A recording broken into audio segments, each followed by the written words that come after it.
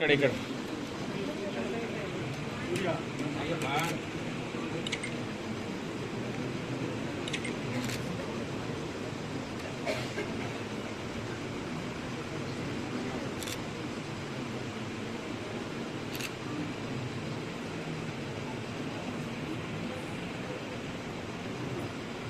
ದಿನ ವಿಶ್ವ ಜಲ ದಿನದ ಅಂಗವಾಗಿ ನಾವು ನೀರಿನ ಪ್ರಾಮುಖ್ಯತೆ ನಾವು ಮುಂದಿನ ತಲೆಮಾರಿಗೆ ಯಾರಿಗೆ ತಗೊಂಡು ಹೋಗ್ಬೇಕು ಅನ್ನೋದನ್ನು ನೆನಪು ಮಾಡ್ಕೊಳ್ತಾ ದಾರಾಬೇಂದ್ರೆಯವರಂತೂ ಯುಗಾದಿ ಬಗ್ಗೆ ಹೇಳುವಂಥದ್ದು ನಾವು ಹೈಸ್ಕೂಲ್ನಲ್ಲಿ ಓದಬೇಕಾದ್ರೆ ಅಥವಾ ಬಾಲ್ಯದಲ್ಲಿ ಓದಬೇಕಾದ್ರೂ ನಾವು ನೋಡಿರ್ತೀವಿ.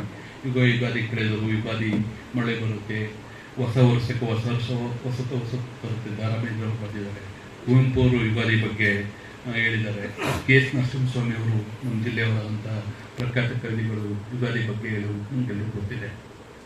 ಯುಗಾದಿ ಕೇವಲ ಒಂದು ಹಬ್ಬ ಮಾತ್ರ ಅಲ್ಲ, ಅದು ಕೇವಲ ಹಿಂದೂಗಳಿಗೆ ಮಾತ್ರ ಹಬ್ಬ ಅಲ್ಲ. ಇಡೀ ಪ್ರಕೃತಿ ತಮ್ಮ ಸಂಭ್ರಮವನ್ನು ಎಲೆ ಚಿಗುರುದ್ರ ಮುಖಾಂತರ ಹೊಸ ಚೈತನ್ಯ ಮಾಡುವಂಥ ದಿಕ್ಕಿನಲ್ಲಿ ಪ್ರಕೃತಿಯೇ ಕೂಡ ಹಬ್ಬವನ್ನು ಆಚರಣೆ ಮಾಡುವಂಥದ್ದು ಯುಗಾದಿಯ ವಿಶೇಷ.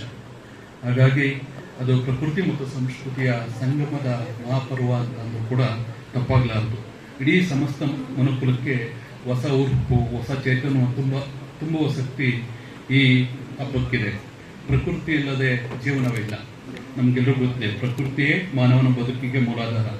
ಚೈತ್ರ ಮಾಸದಲ್ಲಿ ಪ್ರಕೃತಿ ತನ್ನ ಸಂಪೂರ್ಣ ಹೊಸತನವನ್ನು ಪ್ರಕಟಿಸಿಕೊಳ್ಳುತ್ತೆ. ಈ ಸತ್ಯವನ್ನು ವಿಜ್ಞಾನ ಕೂಡ ಅಲ್ಲಗಳೆಯಲಾರದು. ಏಕೆಂದರೆ ಯಾವುದೋ ನಾವು ನ್ಯೂ ಇಯರ್ ಅಂತೇನು ಆಚರಣೆ ಮಾಡ್ತೀವಿ, ಡಿಸೆಂಬರ್ 31 ಇರ್ಬೋದು, ಜನವರಿ 1 ಇರ್ಬೋದು, ಅದು ಕೇವಲ ನಮ್ಮ ದೇಶಕ್ಕೆ ಕ್ಯಾಲೆಂಡರ್ ವರ್ಷ ಆಗುತ್ತೆ.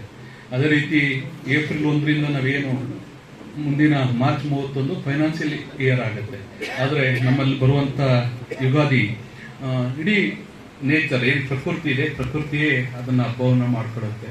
ಅದರಲ್ಲಿ ನಾವು ಅದು ಯುಗದ ಆದಿ ಅಂದರೆ ಯುಗಗಳ ಆದಿ, ಸತ್ಯಯುಗ, ತ್ರೇತಾಯುಗ, ದ್ವಾಪರಯುಗ, ಕಲಿಯುಗ, ಈ 4 ಯುಗಗಳನ್ನ ದಾಟಿ ಬಂದಿರುವಂಥದ್ದು ನಮಗೆಲ್ಲರಿಗೂ ಗೊತ್ತಿದೆ.